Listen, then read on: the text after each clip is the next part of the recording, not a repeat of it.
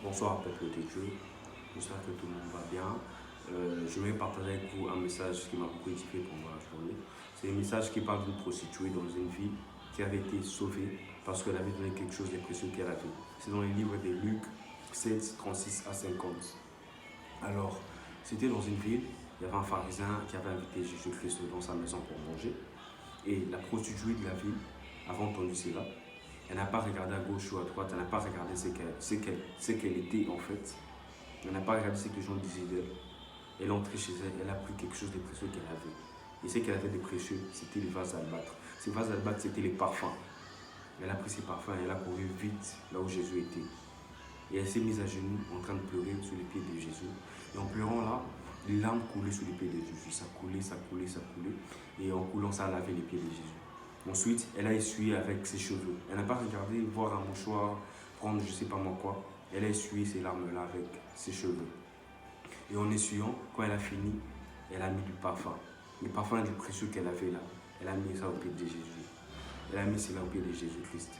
Et Simon, le pharisien qui avait invité Jésus, il voit cela, il dit que non, si vraiment Jésus-Christ était prophète, il n'allait jamais laisser cette prostituée toucher ses pieds. Comme les gens de nos jours parlent, que non, si vraiment vous savez la vie que cette fille mène, vous n'allez pas la laisser toucher comme ça, toucher ceci. Alors il s'est dit ça en lui. Jésus-Christ a pris la parole et dit à Simon, Simon, je te donne un exemple. Il y avait une personne qui avait prêté de l'argent à deux personnes. Un on avait prêté 500 et l'autre on avait prêté 50. Alors ces deux-là devaient rembourser de l'argent. Mais les deux n'avaient pas de quoi rembourser, ils n'avaient pas d'argent à rembourser. Et la personne qui avait prêté a dit aux deux, je vous laisse cet argent, je vous donne ça cadeau. Alors il pose la question à Simon, de tous les deux là, lequel aimera le plus? Celui qui avait un peu ou celui qui avait beaucoup? Il dit celui qui avait beaucoup, celui qui devait payer 500, qui aimera la personne le plus parce que lui on l'a vraiment favorisé. Parce que 500 c'était beaucoup. Alors il dit à Simon, je suis entré dans ta maison, cette prostituée que tu crois, tu traites de prostituée, elle ou moi, elle ne s'est pas regardée prostituée. Elle est partie prendre quelque chose de précieux qu'elle avait. Elle est venue mettre ça sous les pieds. Elle m'a lavé les pieds avec ses larmes et puis elle est suivie cela avec ses cheveux. Alors, toi tu ne l'as pas fait. Toi tu ne l'as pas fait. Voilà pourquoi je te dis que ces péchés ont été pardonnés. De nos jours, Jésus-Christ n'a pas besoin de parfums. Il n'a pas besoin de te demander de l'argent pour être pardonné. Il n'a pas besoin de te demander, je ne sais pas moi, des cérémonies. Il te demande juste de ton cœur, ton âme. Il a besoin juste de ton cœur.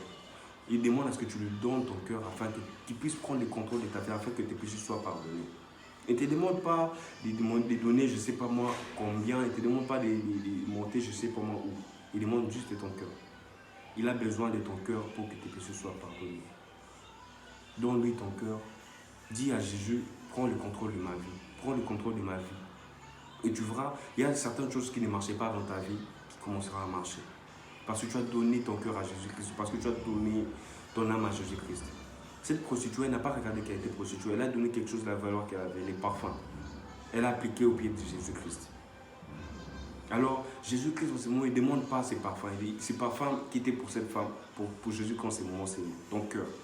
Il a besoin de ton cœur. Il a besoin que tu lui donnes ton cœur. Il a besoin que tu lui donnes ton cœur.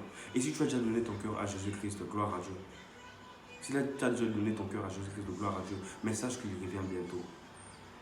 Il dit que je viendrai comme un voleur. Apocalypse 16, 15, il dit, voilà, je viens comme un voleur. Un voleur viendra chez vous et vous laisse une lettre en venant voler chez vous ce soir. Vous ne serez plus à l'aise. Vous serez toujours éveillé pour voir si le voleur viendra à quelle heure, s'il viendra par où. C'est de même que Jésus est en train de nous prévenir. Il dit que je viendrai comme un voleur. Soyons prêts. Soyons prêts pour l'arrivée de Jésus-Christ. Et pour ceux qui n'ont pas encore donné leur cœur à Jésus-Christ, il est grand temps avant que ça soit trop tard. Donnez au cœur à Jésus-Christ. Car il revient bientôt. Que Dieu bénisse sa parole.